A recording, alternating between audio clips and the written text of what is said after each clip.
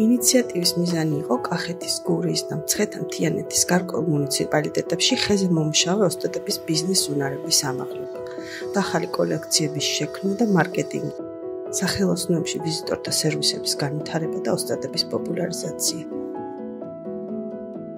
სამიზნე რეგიონების მასშტაბით ჩატარდა არაერთი ტრენინგი რეწვის პროდუქციის, სერვისების განვითარების და მარკეტინგის მიმართულებით, რაც მოიცავდა ისეთ საკითხებს, როგორიცაა ხელნაკეთი კოლექციების შექმნის პრინციპები, ფასწარმოქმნა, შეფუთვა და თანხმლები ინფორმაციის სტანდარტები, ექსპონირების მეთოდები და დიგიტალური მარკეტინგი. ტრენინგების სერიის შემდეგ ოსტატებისთვის სამივე რეგიონში ჩატარდა სპეციალური სამუზეუმო ტურები. კახეთში ოსტატების ჯგუფი ეწვია თელავის ისტორიულ მუზეუმს და სიღნაღის მუზეუმს.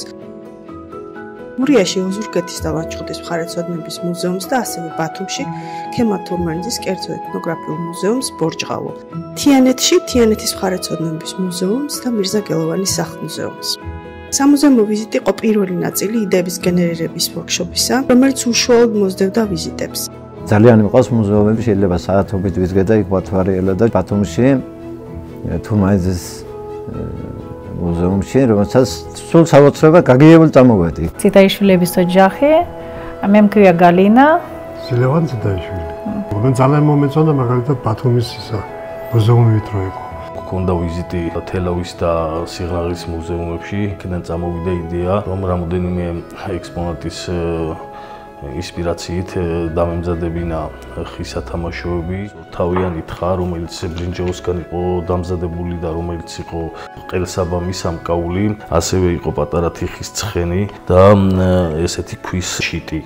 თელავში ვესტუმრე წმინდა კლიმეთის მუზეუმს, რის შემდეგაც ძალიან მოგვეწონა ვიტრაჟები, ძალიან ლამაზი შუშის მინებით დაფერილი სხვადასხვა ფერში და აქედან წამოგვივიდა იდეა, რომ სხვადასხვა ნივთები ამ ვიტრაჟის ესკიზი გადმოგვეტანა, გაგვეცოცხლებინა ჩვენს ნამუშევრებში. სენსიტიურია ეს თემა, წარმოგიდგენია ჩემმა წინაპარმა ორნამენტი შექმნა, რაღაც არქიტექტურული ძეგლი შექმნა და მის გაცოცხლებას ვცდილობ დღეს 21 საუკუნეში. ამასთანავე შეიქმნა და დაიბეჭდა სპეციალური საინფორმაციო ბარათები, სადაც მოთხრობილია მემკვიდრეობაზე დაფუძნებული დიზაინის ისტორია. აქტივობის მიზანი საბოლოო ჯამში ახალი კოლექციების იდეების გენერირება და ზოგადად მემკვიდრეობის თემებზე მუშაობის წახალისება იყო. ამ ყოველივეს მოყვა საჭირო მასალა-იარაღების შეძენა და ოსტატებისთვის გადაცემა. ახალი კოლექციების განვითარების პარალელურად შესაბამისი ინფრასტრუქტურის სახელოსნოებისთვის შეიქმნა მასტერ-კლასის, როგორც სერვისის პაკეტი და მათი პოპულარიზაცია მოხდა ტურისტული კომპანიების წარმომადგენლებისთვის ინფოტურების მეშვეობით. ტურები ჩატარდა კახეთში და გურიაში. როგორც ტურისტული ოპერატორია, ძალიან დამაინტერესებდა დღევანდელი ტურები. საინტერესო ხალხი გავიცანი აქ ალაზნის ველში, კახეთში და ამისთვის აზრები მაქვს, როგორ შეიძლება კარგად გაკეთდება.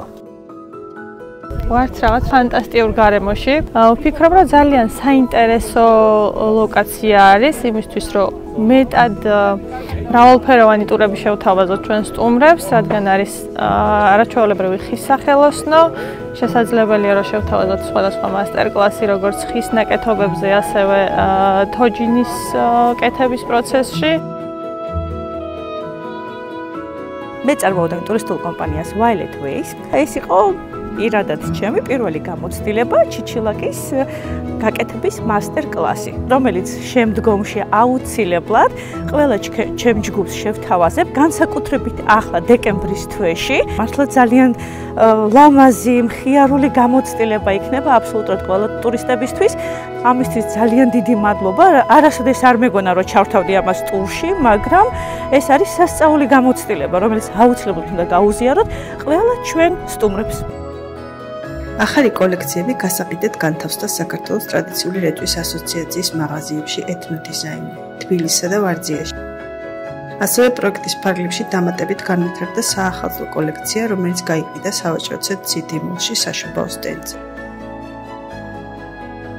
პროექტი ასევე ითვალისწინებდა ოსტატების ბიზნესებთან დაკავშირებას და მათ პოპულარიზაციას სოციალური მედიის და მონაწილეთა შესახებ ვიდეო ისტორიების მეშვეობით. პროფესიით ხატვარი ვარ. 70 წელი შემისრულდა 31 ოქტომბერს. მე გახლავართ ვაჟა დუმბაზე. ვიმყოფებით გურიის ერთ-ერთ ულამაზეს სუპერხიდის თავში. ახლა ვარ 65 წლის. მამა დანიელი მიღდისელი, დედოფლის წყაროს მუნიციპალიტეტიდან. მუშაობ ხეზე, ხის დამუშავებაზე და ამასთან ეპოქსიდზეც.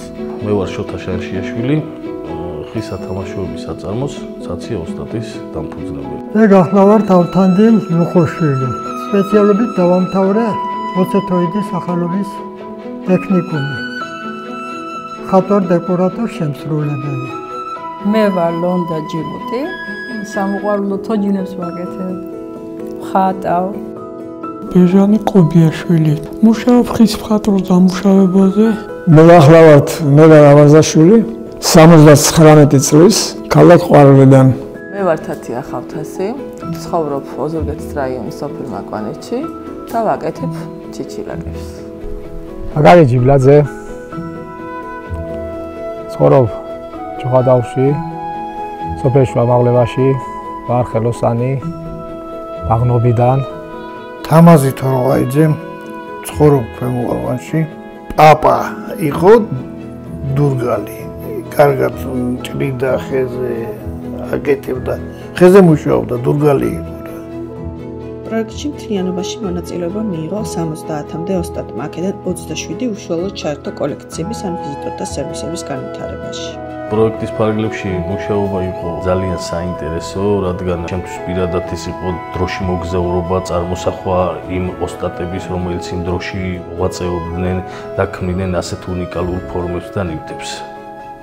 ეკო ჯორჯიას პროექტში მონაწილეობამ და რეწვის ასოციაციასთან თანამშრომლობამ მე მომცა დიდი სტიმული, რომ უფრო მეტად ვანახო ხალხს, რომ როგორ მზადდება ჩიჩილაკი. რახა უკვე ხალხში შესული ვარ და მე არ ბევრს ვეღარ გავაკეთებ. ვიღაც მაინც დაინტერესდება მე, რომ მოვა რაღაცა რჩევა და რიგებას მივცემ. აი დაინტერესება უნდა იყოს. რახა უკვე ექნება რა იმის ნამუშევარს. გასავალი, რაღაცა დახმარება ცოტა, რაღაცა სტიმული მივცეთ, რომ აი გააკეთოს, თორე ყველა შეუძლია ქართული კაც ბევრს შეუძლია უამრავს. რომელიც აიგე ჩვენ ცხოვრებას მართლა გაალამაზებდა. უზარმაზარი სიღარული მაჩუქა თქვენმა გვერდში დგომამ, როცა ადამიანი და ხედავ გვერდში დგომას და ფასებას სიყვარულს, როცა შენშრომობ რაღაცებს აკეთებ და ამხელა პატივს გცემს, აი ესა დიდი მადლობა მისთვის. მარტო რო არ ხარ.